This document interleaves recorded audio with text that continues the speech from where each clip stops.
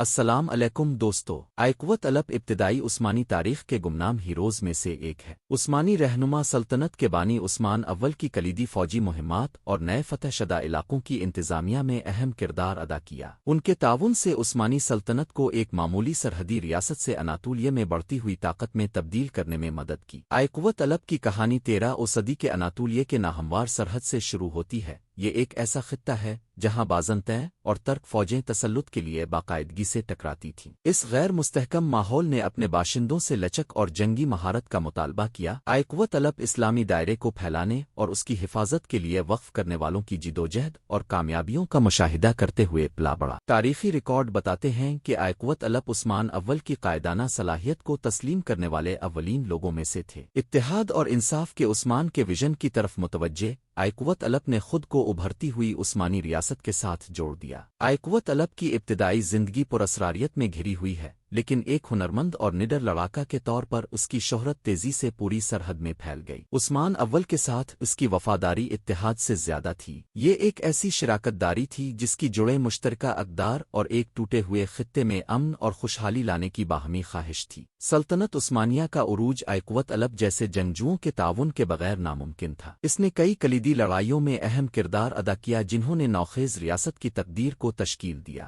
ان کی ابتدائی قابل ذکر کامیابیوں میں سے ایک ڈومنیک کی جنگ 1287 میں ان کی شرکت تھی، جہاں عثمانی افواج نے بازنطینیوں کے خلاف فیصلہ کن فتح حاصل کی۔ یہ فتح شمال مغربی اناطولیہ میں عثمانی تسلط قائم کرنے میں ایک اہم موڑ تھی۔ آئقوت الب نے بازنطینیوں کے دو اہم گڑھ یار حصار اور بلیجک کے محاصرے اور قبضہ میں بھی اہم کردار ادا کیا۔ اس کی تصویراتی بصیرت اور گوریلا حکمت عملی میں مہارت نے عثمانی افواج کو اپنے مخالفین پر قابو پانے کی اجازت دی اور ان علاقوں کو کم سے کم جانی نقصان سے محفوظ بنایا۔ ان فتوحات نے نہ صرف عثمانی سرزمین کو وسعت دی بلکہ عثمان کی قیادت اور آئقوت الب کی عسکری صلاحیتوں کی تاثیر کو بھی ظاہر کیا۔ بڑی لڑائیوں کے علاوہ آئقوت الب نے متعدد چھوٹی چھوٹی جھڑپوں اور چھاپوں میں حصہ لیا جنہوں نے سرحد کے ساتھ ساتھ عثمانی پوزیشنوں کو مضبوط بنانے میں مدد کی۔ جرأت اور درستگی کے ساتھ فوج کی قیادت کرنے کی اس کی قابلیت نے اسے عثمان اول کے سب سے قابل اعتماد کمانڈروں میں سے ایک بنا دیا۔ آئقوت الب کی شراکتیں اس کی جنگی صلاحیتوں سے کہیں زیادہ بڑھ گئیں۔ وہ نئے فتح شدہ علاقوں کی حکمرانی میں گہرائی سے ملوث تھا،